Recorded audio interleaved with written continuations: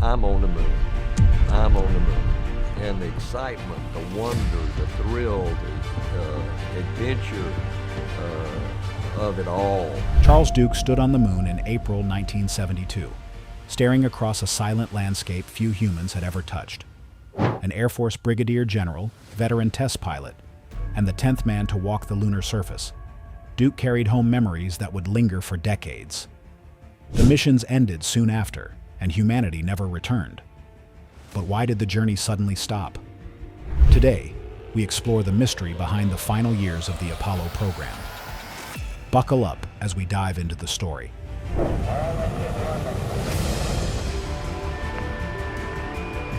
It's one small step for man. He did it questions like that because the evidence is overwhelming that we went to the moon. People just refuse to acknowledge it. The silence behind Apollo 16. The moon landings are often remembered as a simple triumph. 12 astronauts visiting a distant world, returning as heroes, and sharing stories about science, rock samples, and the breathtaking view of Earth shining in the darkness. Yet beneath those well-known accounts, a quieter mystery has always lingered. In some interviews, astronauts pause when questions drift toward what they truly experienced on the lunar surface, as if certain details were left unsaid. One of those astronauts is Charles Duke, the 10th human being to walk on the moon. Long before Apollo 16, Duke had already earned a strong reputation inside NASA. Calm, disciplined, and trained as an Air Force test pilot, he joined the astronaut program in 1966 during the intense race to the moon. Engineers trusted his judgment, and mission planners relied on his steady nature in situations where even small mistakes could be dangerous. Many people actually heard Duke's voice before they ever saw his face. During the historic Apollo 11 landing in July 1969, he served as Capcom, the astronaut in mission control responsible for speaking directly with the crew. As Neil Armstrong guided the lunar module toward the Sea of Tranquility, Duke calmly communicated with the astronauts while the entire world watched. 3 years later, Duke finally received his own opportunity to travel to the moon. On April 16, 1972, Apollo 16 launched from Florida, carrying Duke and Commander John Young toward the rugged Descartes Highlands. The mission aimed to study the region's geology through exploration, rover travel, and scientific experiments. Officially, everything went well. NASA later described Apollo 16 as one of the most successful missions of the entire program. The astronauts collected rock samples, conducted experiments, and explored large areas of the lunar surface for more than 70 hours. Yet the mission footage contains a few curious moments. In several recordings, Duke suddenly stops moving. He is not adjusting tools or studying rocks. Instead, he stands still, staring into the distance beyond the camera frame. The silence lasts long enough that John Young eventually checks in over the radio, asking if everything is all right. Duke answers calmly, but with a hint of distraction. "Yeah, I'm fine, just looking." What exactly he was looking at was never recorded in the official transcripts, and for many years after returning to Earth, Duke never offered further explanation about those brief but puzzling moments. But if Charles Duke was just looking, what could possibly make an experienced astronaut freeze in silence on the moon? Stay with us to find out. The unsettling moments. Apollo 16. Couldn't explain. The moon is meant to be simple. No air, no wind, no sound. Just endless gray dust under a bright, unfiltered sun. Every astronaut who trained for a lunar mission understood that environment well. Without an atmosphere, sunlight should appear pure white, and silence should dominate the entire landscape. But during the 1972 Apollo 16 mission, astronauts Charles Duke and John Young experienced moments that didn't quite fit that expectation. While exploring the rough terrain of the Descartes Highlands, Duke began noticing something unusual about the light. In theory, lunar sunlight should never change color because there is no atmosphere to bend or scatter it. Yet as he moved across the surface, the light sometimes seemed to shift. Faint hints of blue or purple would briefly appear across the dusty ground, then fade again. At first, Duke assumed the effect came from his visor or reflections from equipment. Still, the strange color changes continued. He would glance away, then look back, and the tones across the landscape seemed subtly different, as though the moon itself was quietly altering its appearance. Then there was the issue of sound. On the moon, sound should not travel through open space. Without air, there are no sound waves moving across the surface. Communication happens only through radio inside the spacesuits. Yet Duke later described hearing faint tones that did not come from his radio system. They weren't vibrations from the suit either. Instead, they sounded like distant frequencies, sometimes soft and almost musical, other times sharp enough to feel unsettling. Curious, he asked John Young if he heard anything unusual. Young's calm reply was simple. He did. Both astronauts were experienced test pilots, trained to rely on measurements and evidence rather than imagination. They didn't rush to report the experience. After all, how would they explain hearing something in a place where sound cannot exist? Another strange detail involved time itself. During routine work, Duke would glance at the timer on his suit and feel something didn't match. A task that seemed to last only a few minutes might show 20 minutes had passed. Other moments felt stretched out, moving far slower than expected. When he mentioned the confusion, Young quietly admitted he had felt the same thing. But the most difficult part to describe wasn't light, sound, or time. Throughout their 71 hours on the lunar surface, both men carried a subtle, persistent feeling that they were not entirely alone. Not physically, but as if something unseen was aware of their presence. The official mission reports never mentioned it, and the transcripts remained silent. For decades after returning to Earth, the astronauts who experienced those moments rarely spoke about them. But the lights, strange sounds, warped time, and eerie presence weren't what kept Duke silent for 40 years or ended lunar missions. Those were subjective and easy to dismiss. What came next was different, something physical, photographed, and impossible to ignore. Whatever Duke reportedly encountered on that ridge in the Descartes Highlands may explain everything. Let's find out. The geometry on the lunar horizon. The structures were the last thing anyone expected to see on the moon. Out in the silent Descartes Highlands during April 1972, the mission of Apollo 16 had settled into routine work. 6 kilometers from their lunar module, Charles Duke and John Young guided their rover across a barren stretch of gray terrain, where the Earth itself had slipped out of sight behind distant ridges. The landscape was exactly what scientists expected. Dust scattered, rocks and ancient craters formed by billions of years of impacts. Their task that day was simple: collect geological samples and document the surrounding ground. It was careful, repetitive work that astronauts often performed almost automatically. The rover rolled slowly while Duke scanned the horizon, more out of habit than curiosity. That was when something unusual caught his eye. At first, it looked like an ordinary ridgeline, but the longer he stared, the more unsettling the shapes became. Lunar terrain is famously irregular. Meteor strikes shatter rock into chaotic patterns, leaving nothing straight or symmetrical.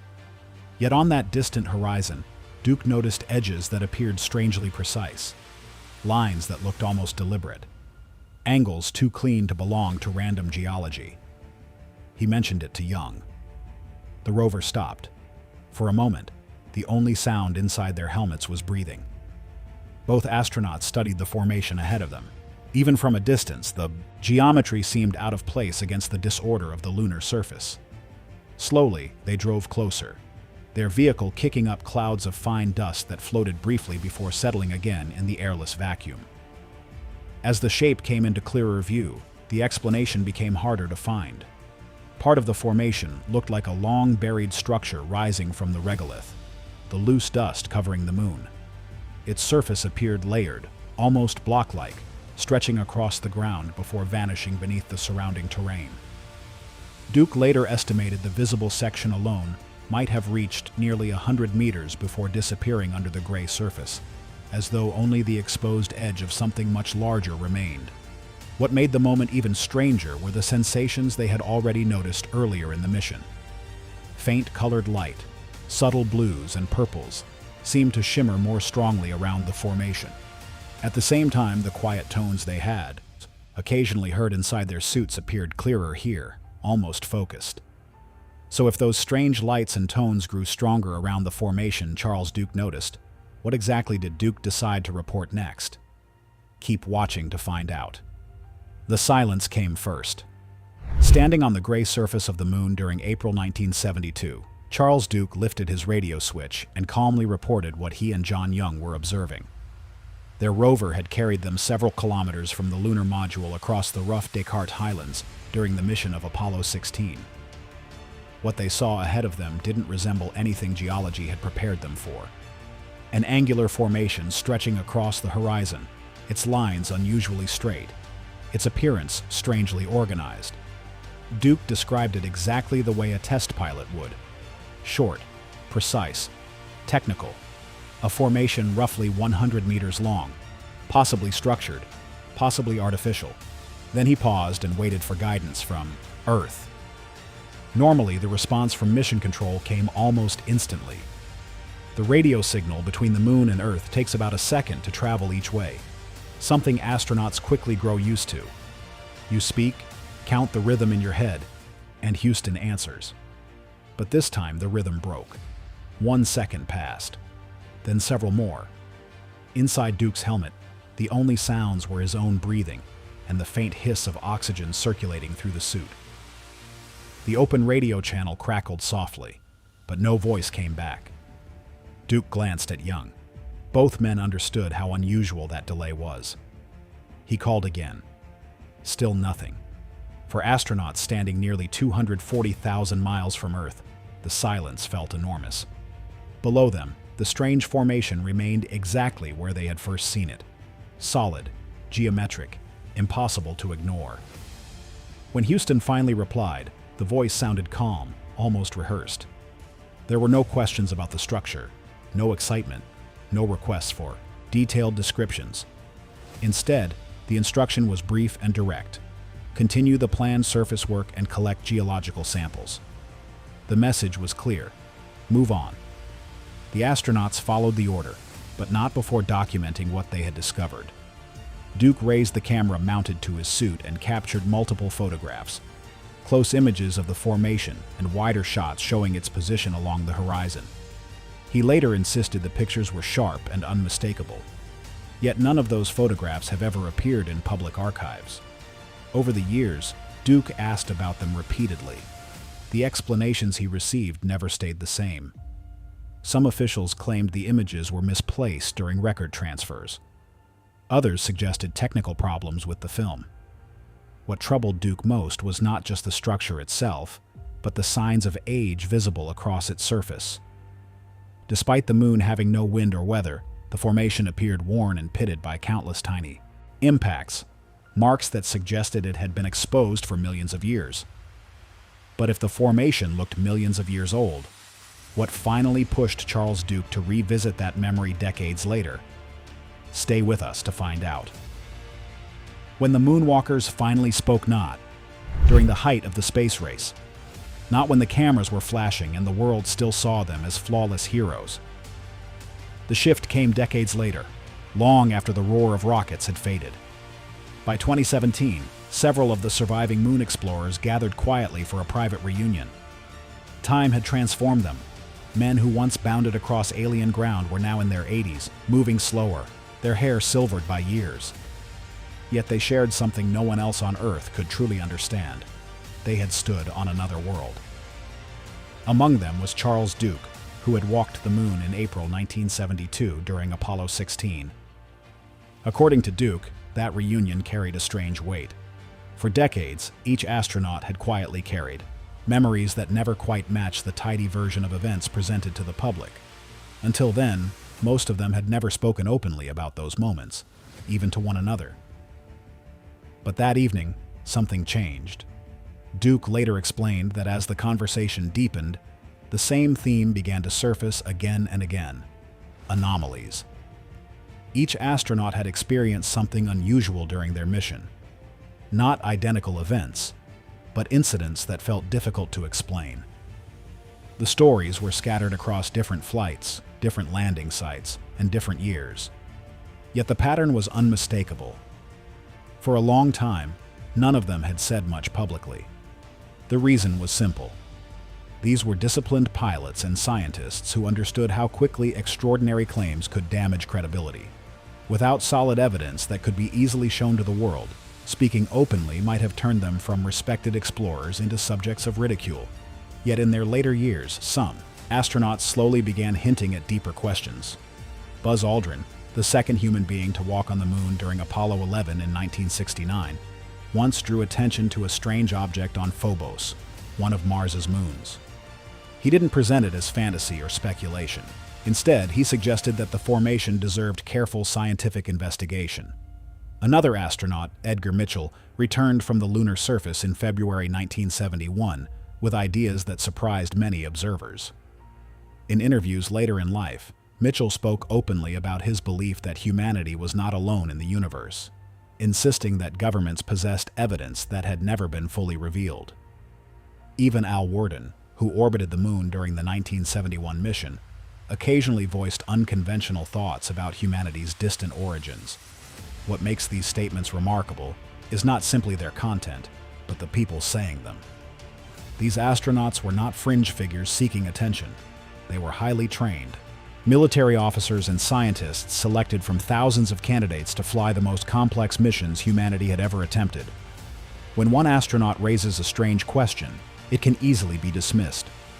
When several of them, across different missions and decades, quietly suggest that something about the moon was never fully explained, the conversation begins to sound less like speculation and more like a pattern.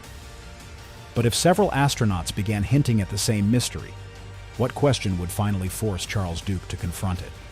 Let's keep watching. Why the moon missions quietly stopped. The real question eventually came without warning. During one interview, someone looked directly at Charles Duke and asked what many people had wondered for decades. If astronauts truly witnessed strange things during the Apollo missions, was there a cover-up? Duke didn't answer immediately. For a moment, he seemed to weigh the meaning of the question. When he finally spoke, his explanation sounded less dramatic than people might expect. He said it wasn't about secret meetings in dark rooms or hidden groups controlling everything. Instead, he described something more subtle, an institutional hesitation. According to Duke, agencies like NASA had gathered data, photographs, and observations from multiple missions that suggested the moon might be far more complex than the simple image of a lifeless rock floating in space. Releasing information like that, he explained, could raise enormous questions about humanity's place in the universe. And when institutions face questions they cannot easily answer, the simplest response is often silence. But that explanation, Duke admitted, only scratched the surface. The deeper issue became clearer when the conversation turned to the end of the Apollo program. The last mission, Apollo 17, left the lunar surface in December 1972. After that, the most ambitious exploration effort in human history simply stopped. Officially, the reason was money. The United States was dealing with the cost of the Vietnam War, political turmoil during the Watergate era, and growing pressure on the federal budget. Congress reduced funding, and NASA shifted its attention toward other projects closer to Earth. Duke acknowledged those realities, yet he also suggested they might not tell the entire story. During the late Apollo missions, including his own journey aboard Apollo 16 in April 1972, astronauts and engineers believed humanity was only beginning to explore the moon. Plans were already forming for long-term lunar bases, extended missions, and deeper scientific investigations. The technology existed, the crews were trained, and the enthusiasm among the people running the program remained strong. Then, everything changed. Looking back decades later, Duke reflected on that abrupt shift with a tone that sounded almost puzzled. Humanity had achieved something extraordinary, landing on another world, and then chose not to return for nearly half a century. In his view, the moon may have presented mysteries that science and government leaders were not prepared to confront publicly. Questions about ancient structures, unexplained observations, and the possibility that humanity might not have been the first intelligence connected to that distant world. Whether those concerns were justified remains open to debate. But Duke's perspective adds an intriguing layer to the story.